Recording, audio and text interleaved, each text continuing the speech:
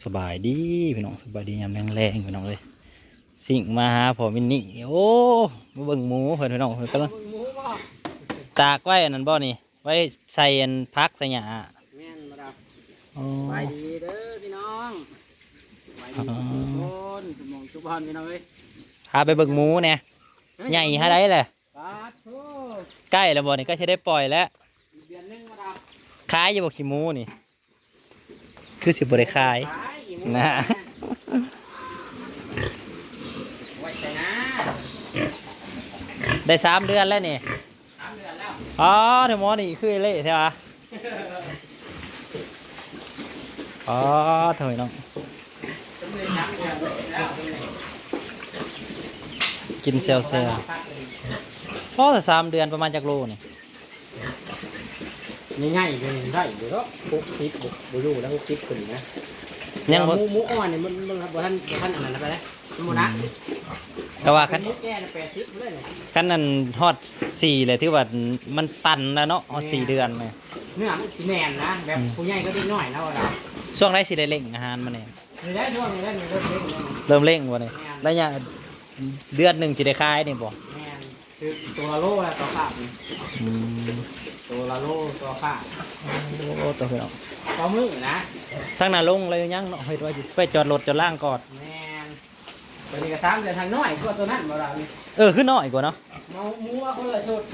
คนละเจ้าคือว่าเลยแม่พันธุ์พอพันธุ์มันต่างกัน หมูแต่ละพ่อละแม่บ่คือกันบ่เรา ยาวเนาะมันน่ะคือยาวแท้ล่ะ เงาเลยนะ ยาวดิอืม หมูมาแต่ละพันธุ์แต่ละพ่อแต่ละแม่มันบ่คือกัน อันนี้ได้สามีพันธุ์เฉพาะ พันธุ์ไอเกือบนอกเอา ไอ้น่ะรอดแล้วบ่เศร้าเลย เอาละนี่ขึ้นได้นี่ใกล้สิได้อัน ถ้าผมไปเอาผัวอยู่เลย อันนี้นะ ไปดีใจให้พ่อพันธุ์ผสมอยู่นี่มันเจ้าขึ้นขี้ได้แล้วเข้าไปขึ้นขี้มันก็ว่า คันขี่ได้แหละเป็นอะไรที่ว่า ได้แล้วที่ผสมได้ อืม มันขึ้นได้น่ะ อืม ขี่ของมันก็ได้เป็นเยอะขี้หมูมันรู้ว่าค่อยขี้เท่าไหร่มันขึ้นได้ป่ะ ได้เหรอ ขึ้นได้ แสดงว่าอันพร้อมผสมพันธุ์แล้ว ได้ป่ะ อืม ปีมันสิตรงแดง ตัวนี้เด้ผสมแล้ว ๆเรียบร้อยตัวนี้นักเก่ามาไปโบราณมือดอก ชื่อมาใหม่เท่าไรน่ะ ตัวนี้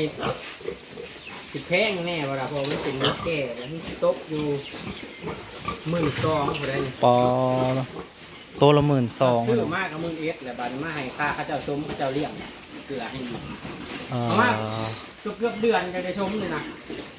อ๋อ ให้เขาเจ้าทั้งชมทั้งเกลือ1,000ตัวนี้เป็น12,000 ตุ้มได้สิเตรียมออกนะอ๋อโถพี่น้องมาเห็นบัดนี้แฮงก็ใหญ่แล้วราคาเอ้ยก็ขึ้นแล้วเนาะราคาหมูเป็นอะไรคุมื้อนี่ ช่วงนี้ก็ตึงแน่เด้อพี่น้องเด้อราคาเลยบ่ให้เว้าเลย คันได้ปล่อยช่วงนี้ถือว่า 57ได้ปล่อยช่วงนี้ถือว่าป๊อดโตคักเลย คู่เลยพี่น้องเอ้ยราคานี่ แต่ขอให้มันตึงๆไว้ซะก่อนเนาะคันไม่ได้ปล่อยสุดนี่ก็ถือว่าโอ้ แต่ปล่อยฟิตนี่ก็เอาสิเป็นได้จังว่าชุดใหม่จังว่ากันอีก แต่ว่าคัน ชุดใหม่ สุดต่อไปนี่ราคามันอาจสิถอยๆลงแหน่ แม่ แล้ นมันสิถอยลงมันนะ ทุกๆปีก็เป็นเอา เพ นั่น ราะ อ ว่า ยู่แล้ว ถ้าช่วงหน้าฝนราคามันสิลงพี่น้องเอ้ยเพราะว่าปีใดเพราะว่ายามฝนน่ะอาหารหลายเดียวเราเก็บ แม่นบ่อึดนั่นอยู่นั่นกิน ปูปลาหน้าน้ำบ่เกลียดหลาย ก็ขอให้วิทย์ตัวนี้นะคันว่า ขออีกเดือนหนึง คันว่าอย่าง50ป้ายที่ว่าโอเคเลยเนาะ แม่น 50ป้ายพันนี่ก็โอ้80เกือบ90 บาทเลยเด้อ 57นี่เกือบ90แล้วได้ ปอดโล ถ้าว่า63นี่90แล้วถ้าตัว100 63นะ ตอนได้ปล่อยช่วงนี้ก็ถือว่ากำไรกับกำไรที่ว่าอันนี้นะทีมอันนี้ก็ถือว่าอยากงามเติบอยู่ได้นี่ แต่ว่ากับบ่ทันได้ทุนดอก แต่ว่ามันเป็นว่ากำไรที่เฮาไล่เห็นนะ นี่ลังค่าอีหยังนี่แหละนี่คือการกำไรของมัน เพื่อที่ได้ทุนก็ เพื่อสิได้คืนหนึงเงินง่ายพี่น้องจัก4จัก4แล้วว่าเราเอ้ย โอ้ยเริ่มเติบ ว่า จักก็เลี้ยงไปเรื่อยๆก็คันราคาอยู่ใน50ปลายนี่โอ้มีสิทธิ์ได้ เพราะสูง ในได้กำไรว่าโตละพันนี่ถือว่าโอเคเลย ประมาณเดี๋ยว หมาเนาะ ได้ตัวละพัน ถ้าได้โตละพันนี่มาในมุ ว่าง่ายๆเลือกตัวละ600,000เนาะ อืม กำไรมันเขาว่าเป็นเงินกี่ซะ แม่น เลือกตัว600,000ถือว่า อ้ผักอยู่ได้นะ เท่าไรหมูจักซิบนี่พี่ลิ อันนี้หมู43ตัวนี่หมอนี่นะหมาคัดเดียวกันนะ ฮะ ไอ้ว่าหมอประกาศ เอามาจะใช้มากัด หมอเจอหมาฝรั่งเขาเจ้าเด้มาเห็ดนี่นะสวมมันห้ากระยักยุ่งบาด อ๋อ บอกไงหมาเขามากัด มาใหญ่เขานะที่ว่า วันมาตอนที่เจ๊ ที่ว่ามันนั่นเขาว่ามันไปกัดหมูคนนั้นคนนี้นะ แม่น ตัวนั้นหมอหนึ่งนี่กับบาดเจ็บ ใครอยู่ก็ยังเงินมีอันนั่นอยู่ถือว่ามันยังเศร้าให้ ก็เลยเนี่ยบอกก็เลยตีนางเลยตะกี้ว่าได้ตีนาง อ๋อมันโดดเขาเลย เต้นเขาเลยตะกี้ว่าได้ตีเด้ อืม เต้นเขาไปมันยังมองชุ่มเลยครับมันมีสิทธิ์สู่เลยนะมีแต่ปุ๊บเดียว หากเจ้ามาเห็นเลยได้ ว่างานของตัวโน่เด้ ได้ยินเสียงมันห้องบ่ มันห้องของเราลูกดึงเข่าได้ตีซี่เลย เออ อุ้ยหัวเราแล่นไปบอกแม่ไปนอนอยู่นอกแล้วตื่นมาว่ามันเป็นยังไงเรามันคือห้องคือเกี่ยวอยู่ชุ่มนี่กระท่วงเลย เจ้าก็เลยลงมานอนพี่บ่บ่เนี่ย เมื่อนะบังเอิญบ่ได้นอน เออ เมื่อนะบังเอิญคือนอนในนั้นโอ้ยเอาว่ะศูนย์กันหนาพี่น้องเลย มาเห็นอยู่ซะ เห็นนั่นแหละคอยแล่นมันนี่คอยเห็นแล้วมาน่ะคอย เจ้า มองรถกันน่ะ เจ้าได้ยังอยู่แล่นใช่มันนั่นได้ยังอยู่ บ่ทัน ก็แม่นเพิ่นก็สิกุจูดอยู่ดอกเนาะ จับไม่ค้อนได้ไม่ค้อนหนาๆเราไว้อยู่ เออ เขามันไม่ซื้อแล่นไม่ได้อีกบังเอิญไม่ค้อนไปร้อยแกงไปไว้ไล่งวดไปอยู่ในหัน เออ จับแล่นมาเลยเนี่ยเขาก็เลยมาหอดมองแทงน้ำแล้วตะกี้แทงน้ำบ่ทันได้ซื้อ เออ มันยังอยู่แบบนี้เนาะแล่นมาบ้างอยู่โม้เห็นคอยโม้กระโดดออกว่าของคุณไฟ โอ้ ก้อนบ่ถือ บ่ถือบ่ มันยังมืดได้ตอนนั้นเลี้ยวไปไปทั้งไปเลยหายไปในความมืดเลยไฟก็เลยถือมา มันออกกัดลายขอกบ่ที่เขาเจ้าว่ามา อยู่ทั้งวันเนื้อนี่กับไต2รุ่นนี้แล้วนี่ อืม 60-70 โล ตาย2 2 เกิดกัน มันมา2เทื่อเด้รอบแรกตายตัวนึง แต่เขาก็ยังบ่คังมันบ่ แม่นรอบ2อีกตัวนึง อันตรายเลยมาพันธุ์มันตัวใหญ่เนาะมันกุมใส่ดูแล้ว โอ้ยมันชูกว่าหมูอันนี้ สูงกว่าหมูแล้วตัวใหญ่ๆอันนี้ที่สีดได้ไว้อันนี้คือหยังมันบ่ อันนี้นะไปฉีดยาของเราเนี่ยไม้ไว้เด้ อ๋อตัวได้สีดแล้วกับไม้ ตัวได้เขาแก็บใช่แล้วก็ฉีดยาม่วงใช่ เจ้าสีดเองจะบ่บ่นี่ แม่น จักเดือนนี่นะ ตัวที่2 เดือนปลายก็จะพอด3เลย หมอนี่คือแอ่ง เก็บท้องมาดาว หมอนี่สิเจ้าทองแอ่งนะหมอนี่คือแอ่งกูนั่นนี่น่ะนี่อุ้ย เก็บท้องขี่ไล่ตลอดนี่แหละหมอใหญ่ขึ้นได้นี่ โอ้ตะกี้เห็นเอากระดูกขางเนาะ โอ้ยเห็นทูดักทูคางทุกซี่ ตีนี้บ่สิเตรียมออกเดือนได้สิออกนี่ เดือนหนาประมาณวันที่5ที่4ที่5นะ แม่พันธุ์ มาแค่นี้แหละตอนสมวันที่8ที่9ที่7ที่8ที่9มันก็สิกอดอยู่ประมาณที่4ที่5ที่3ประมาณนี้แหละ แต่ว่า เดือนหน้านะ อากาศช่วงนี้มันกับหมูพออยู่เนาะคือว่ามันบ่ฮ้อนแฮงเนาะปกติเนาะคือว่ามันก็หมักอยู่ได้อยู่ซั่นนี่ ไล่เรียกกันแล้วเราเนี่ย อ๋อ ซีแม่จวดเลย คันมานก็คล้ายเนาะ นะ แต่ว่า10ก็ห้วย วางซิปนี่นะบริอยากได้ลายหรอก กา10นี่ผู้ดีอยู่ผู้ดี งาม ผู้ดีลูกมันผู้ดีงาม คันลายกับลูกน้อย น้อยบ่ใหญ่ อืม ก็หมูเถาเนาะมอน เออ ได้ลายลูกแค่หมูสาวเลย อ๋อใหญ่อยู่เด้วยหมอนี่ โยดลงไปเรื่อยเขามันก็เริ่มล้มเริ่มย้อนแล้วนะจ๊ะ หมอได้สิออกก่อนหมู่นะ จักสิมอได้มันชมเลยนี่อยากเลยนี่ อ๋อ ชมมือเดียวกันก็ไม่ แต่ก็ยังบ่ทันเคยบ่ว่าเลี้ยงแม่พันธุ์นี่ ยังบ่เคย ยังบ่ทันมีประสบการณ์เลย ยังบ่ทันมี ต้องเผาได้ขนาดนั้นโอ้ แม่น ต้องเผาขนาดได้ช่วงสิออก ยังบ่ทันเคยมีประสบการณ์เคยเลี้ยงแต่หมูคุ้นพี่น้องเลยยังหมูคุ้นกับเคยเลี้ยงอยู่เคยฉีดยาก็พอได้อีกนะว่าแล้วแก้ไขจนได้จนนึงก็พอได้อยู่ เอาหมูเขาสำนี้ร่วมนี่มันเบิดเท่าใดกันแน่ นี่นะ ถึงละคอกถึงหมูถึงหัวอาหารอีหยัง ประมาณตีไป300,000ขึ้น 300,000ปลาย300,000ปลายพี่น้อง เพราะว่า จังสิได้ เอาซื้อเอาเฮ็ดดินเฮ็ดทางนี่กับข้อนี่ก็เบิด120,000 อืมโอ้ วันนี้มาซื้อหมูอีกซื้อหมูนี่ก็เกือบ80,000ตกอยู่200,000แล้วมันบอกบาดหัวอาหารกินอาหารมันนี่ตั้งห้ำอันนั้นเฮาเรามันก็น่าสิฮอด100,000แล้วว่า เออ ข้าว กัน 300,000ขึ้น เลี้ยงเฮิงเติบได้หลายสุดเติบได้เพิ่นสิได้ทุนนี่ก็พอ